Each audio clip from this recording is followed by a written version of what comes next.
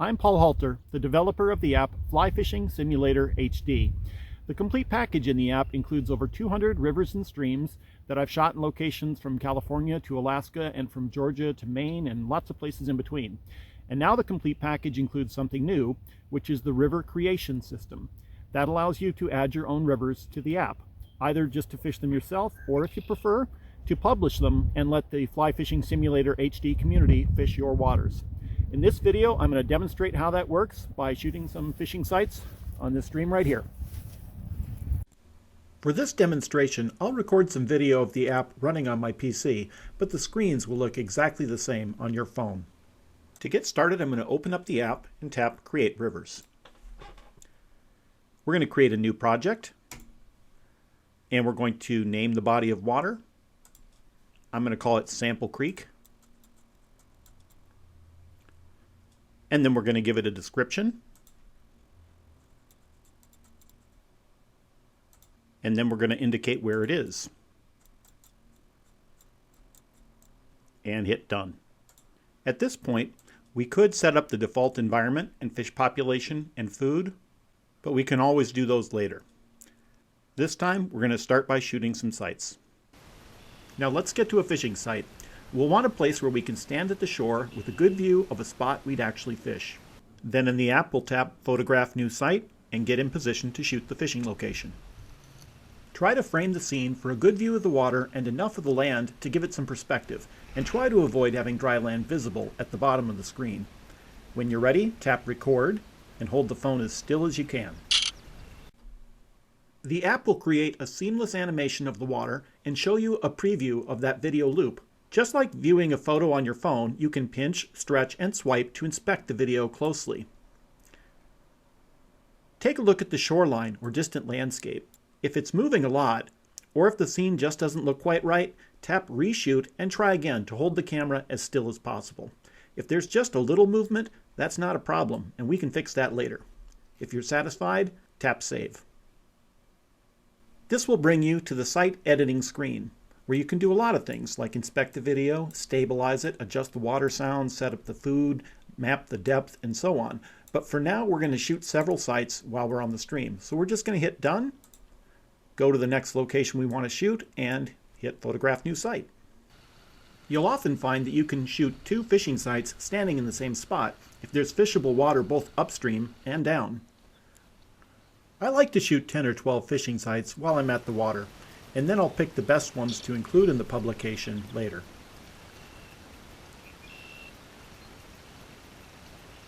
Scrolling through the sites in your project, you can decide when you've shot enough.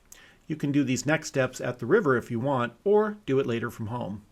When the shooting is done, each site's going to need some work, but first, let's set up some defaults.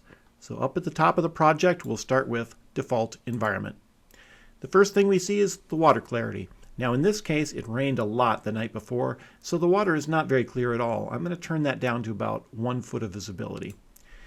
For wildlife sounds, you can hear what each of them sound like. There's your blackbird. In this case, there were blackbirds singing while I was shooting it. Fairly frequent, but let's say they're not super close, not right behind us, so never too loud. This doesn't mean they will always be this volume. That's the maximum volume you're ever going to hear for that one. Let's scroll down and pick a few others.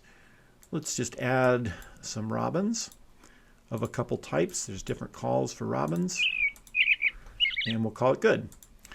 Okay, now we have set the default environment. That means each site is going to start with this environment. We can edit that for every site. If one site has clearer water than others, or one site has a specific bird singing there and we want to set it up that way, we certainly can. But this is the starting point for all our sites. Now let's set the defaults for the fish population. The fish population is going to be made up of groups, not necessarily with a group of each species, but that'll make sense in a moment. We'll start with a group and pick a species of brown trout. They are the most common fish in this stream. And let's say they're fairly abundant. This group is going to contain about 15 trout from 10 to 14.5 inches. How active are they? Are they feeding a lot? Let's say not so much. The water's pretty cold. How selective are they? How closely do they care that you're matching the hatch? In this case, let's say not so much because of the darker water. Spookiness, not very much at all because the water is so close to muddy that they really aren't going to see you. Preferred depth. Think of each fish looking around your site and choosing where it's going to hang out. It's going to check a number of spots and choose one that's close to the depth you pick. Doesn't mean they will always be at exactly this depth, but it's the general depth that most of the fish will be concentrated at. I'm going to leave that at 4 feet. Cruising speed is useful if you're adding fish to a lake, especially fish that do tend to roam around.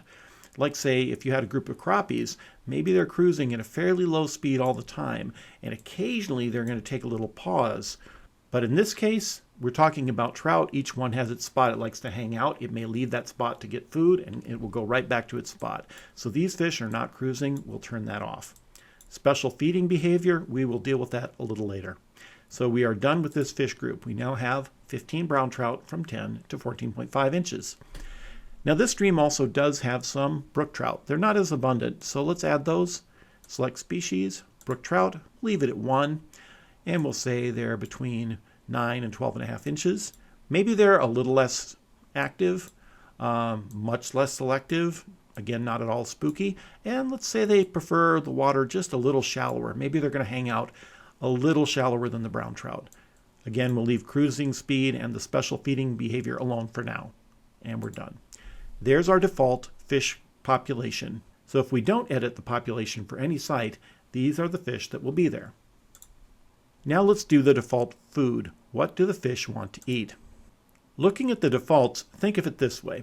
If I turn up the default ant appeal to 48%, that means any fly that imitates an ant is going to appeal to the fish at least 48%.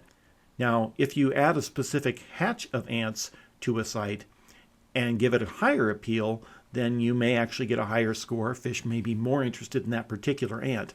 But this is the minimum, the baseline appeal they will have for all ants. So we can adjust that if we want, or with this slider, we can change the baseline for all foods. As a rule, we want to keep that fairly low and then pick specific things that they're more interested in. In this case, let's say they're a little bit more interested in mayfly nymphs. So we'll turn that up a bit. And let's also do the same with midge larvae and minnows. We'll call that good for now. If we scroll further down, we will get out of the defaults and get specific food items. If we want to add some ants or some beetles or some caddis larvae, let's do that with these cased caddis. Let's say these are moderately abundant and the fish are very interested in them, but they're a little bit smaller than the default. We can do that with lots of different types of food. Crayfish, let's say there's just a few of them, and the appeal is moderate, and they're moderate sized for crayfish. Let's grab the slider over on the right so we move faster, and we'll pull down further, and let's add some of these particular minnows. Let's say these are actually fairly common, and the fish really like them. Maybe not 100%, but quite a bit, but they're a little smaller. And how about some scud, freshwater shrimp?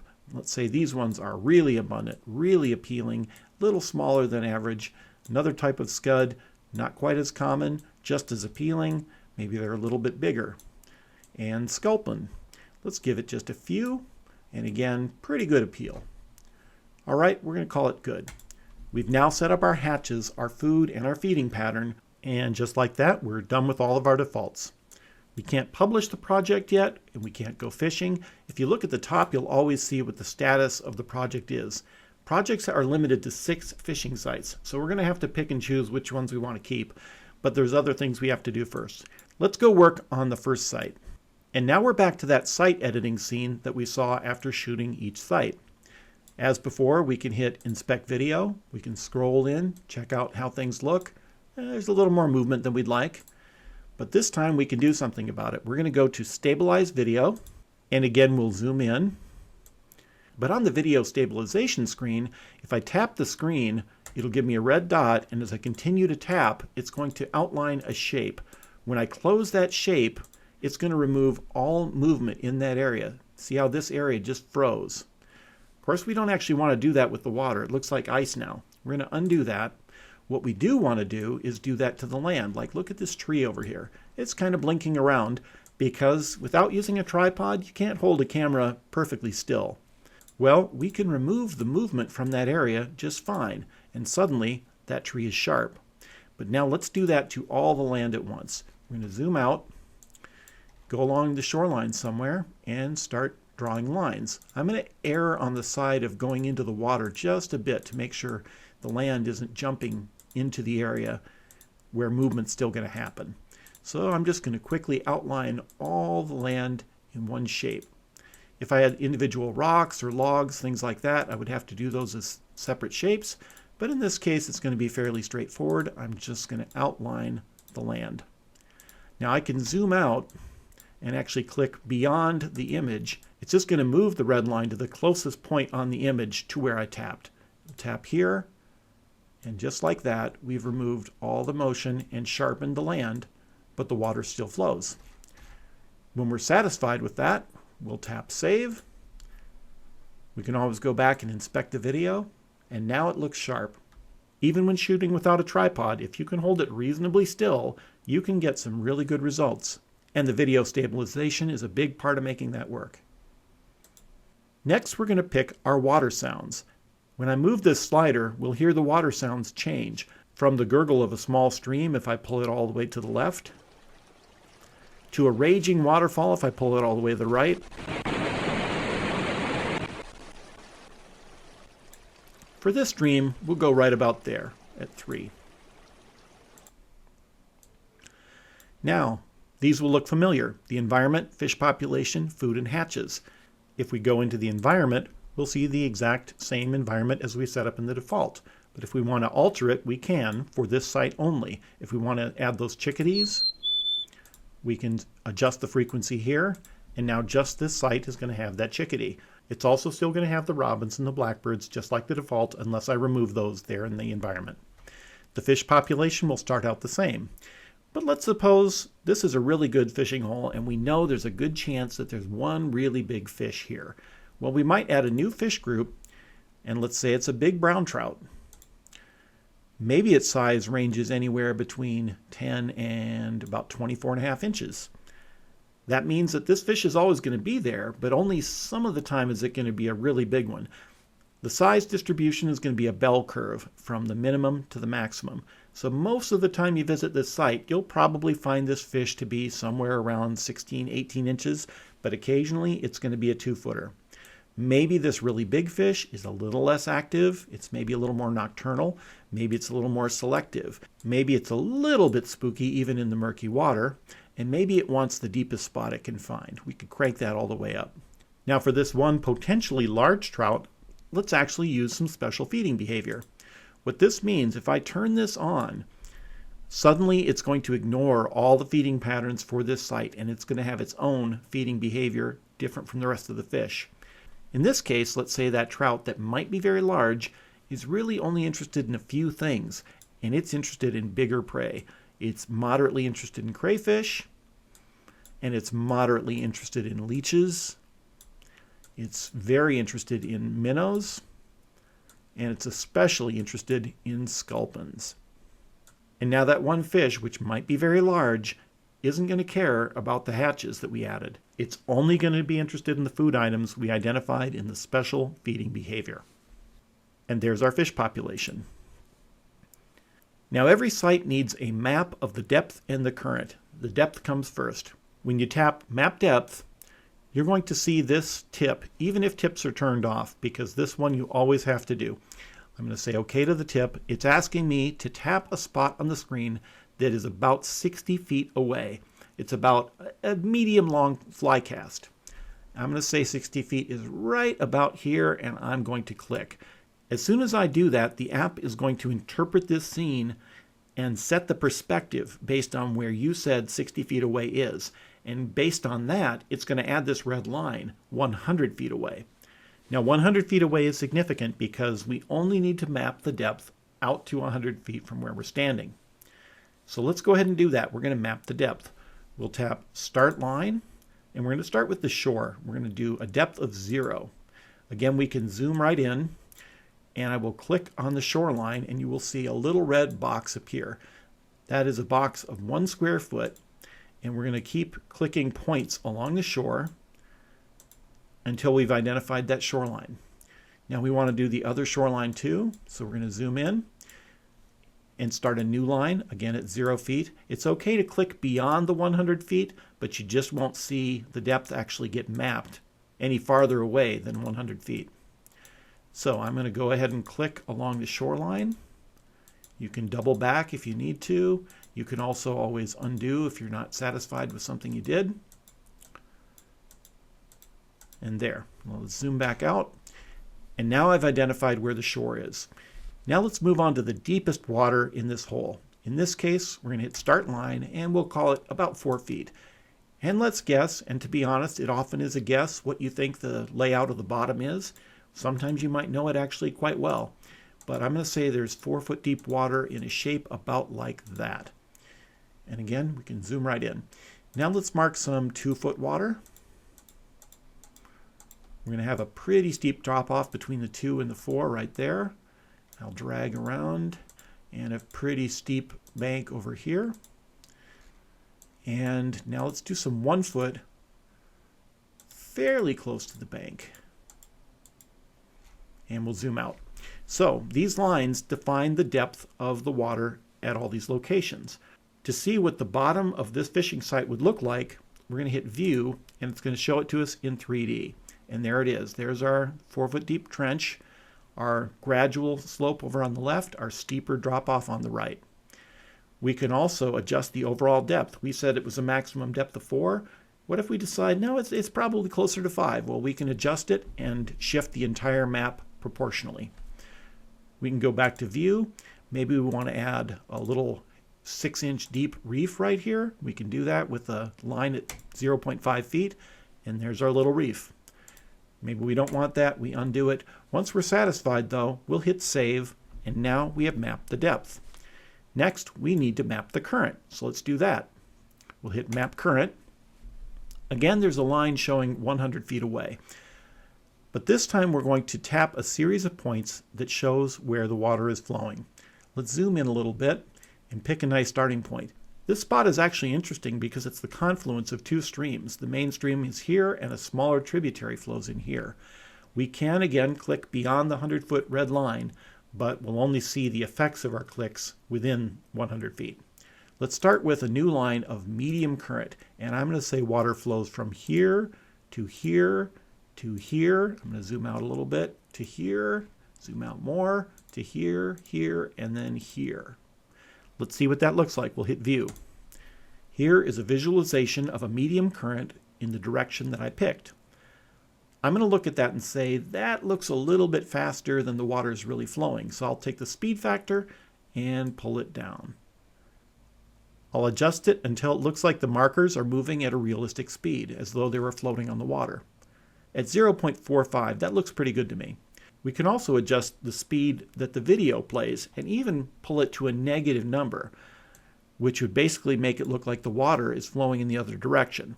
That's only useful in special circumstances, like if you're shooting a location and there's a breeze blowing that creates waves flowing upriver. If it looks like the current is flowing one way and it's really flowing the other, you might want to reverse the video to make the apparent flow match the real world flow. We're going to go back to a normal video speed of right around 1. And again, we can click view and go back and continue to add to this. So let's click new line and maybe do a medium slow current. And we'll keep this one over here along this bank. And another medium slow current right along the very edge. And maybe another medium current where this tributary flows in. We'll take a look at the view to see it animated. You know, maybe a little bit faster is probably more realistic. Let's try right about there. That looks pretty good to me. Once you're satisfied, hit save. And you have now mapped the depth and the current. This site is finished. If you see the status says depth and current mapped, this site is done. You can also see the settings that you used when you shot the site. There are camera settings adjustable while you're shooting, and they include these parameters. You might find it helpful to play around with those in some conditions, but in most cases, the defaults work pretty well. All right, we're going to say done. Let's go ahead and do Site 2 also. We can see it does in fact need some stabilization, so we will do that first. We'll scroll right in. As you get to areas off in the distance, you'll find you actually can stabilize some areas that are water that should have some movement. and the effect won't really be harmed. It's more important to select only the land and not the water the closer you are to the viewer. But we're just going to quickly go through and take out the land.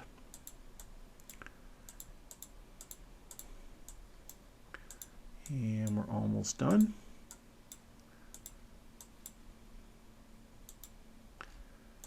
And there we go. We've also got some land down here. We'll do that separately because it's not attached to the rest. We'll maybe get those twigs there too. And now if we zoom in, things look pretty good. As people are fishing these creations, they will never see them up this close, so you will see some imperfections here that no one will actually experience while they're fishing it. But that looks pretty good. Okay, we're going to save that. And we are going to leave the environment, the fish population alone. We'll map the depth. And 60 feet, we'll say, yeah, it's about there. Start line at 0. And again, we can zoom in if we want to for detail, but we're just going to go through this very quickly. Well, we'll go a little better there. There we are. We can click beyond the 100-foot line to just continue the same 0-foot depth. I'm going to move over a little bit. You can overlap lines too if you're not happy with something. Let's go though and do a new line of 0 foot for this little point. And now some 4-foot water. It looks like there's maybe a couple holes. We'll do one here and another 4-foot hole right about here. And more like 2 feet right in front of us. And let's say it runs a little shallow down through the middle. So we'll do that, and shallow in between these holes. It does look very shallow right here, so we'll do that, and we'll view it, and there we go. Maybe we'll decide that nothing in this place is really quite 4 feet deep, so we'll adjust that all downward to, say, 3 3/4, just a little shallower. Okay, we're going to save that, and now we will do the current. Again, new line, start with the fastest current you have. We're going to say medium fast this time, from here to here, to here, to here, to here, to here, and maybe another that's not quite as fast going parallel to it. And this one turns out that way, and another medium right along in front of us. And right along the bank looks much slower, so we will do this. And now view, let's see how it looks.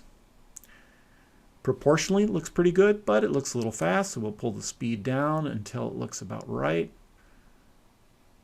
Somewhere in there. Okay, we'll save that, and done. So now this one is also done. Since each project is limited to 6 sites, you'll either have to delete some, or again, remove them from the publication. For now, I'm just going to take these all out of the publication, except for the first 2.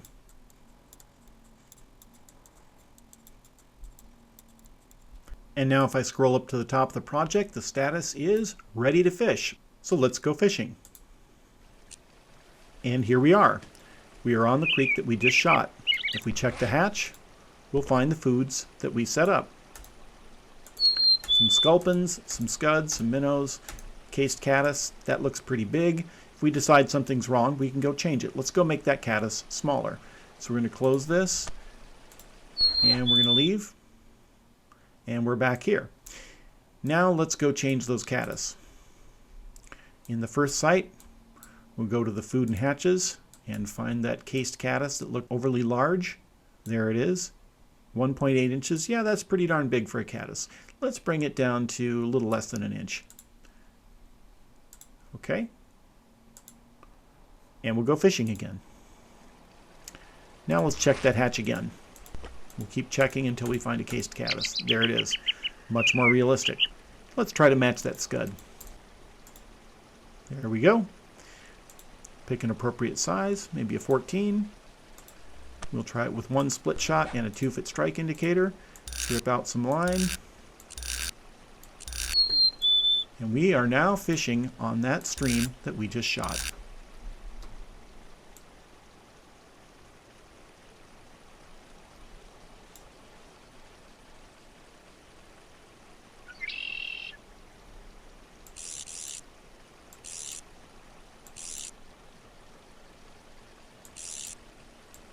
There's one.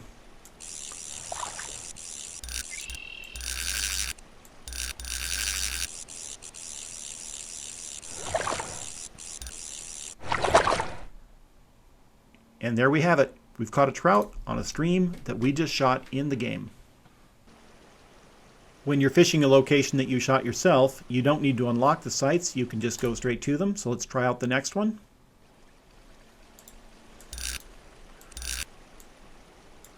And the current should behave the way you wanted. If things look too fast, too slow, you can go back and edit. But you're going to want to test fish all your sites before you share them with other people. Once you're satisfied, though, we can exit the fishing. And if the status of the project is ready to fish, we can also publish it.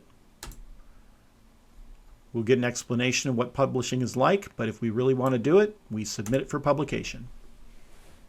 Once your project has been approved, users will be able to find it in the Download Rivers screen. User-created content is highlighted in the pale blue background, showing the creator in red. Because people are free to put whatever fish population they want in any location they create, catches from user-created content don't qualify for the leaderboards and the trophy boards. But user-created content should give all of us the opportunity to experience fishing in a lot of waters all over the world. And that's it for the content creation feature in Fly Fishing Simulator HD. I hope you'll try it out, and thanks for watching.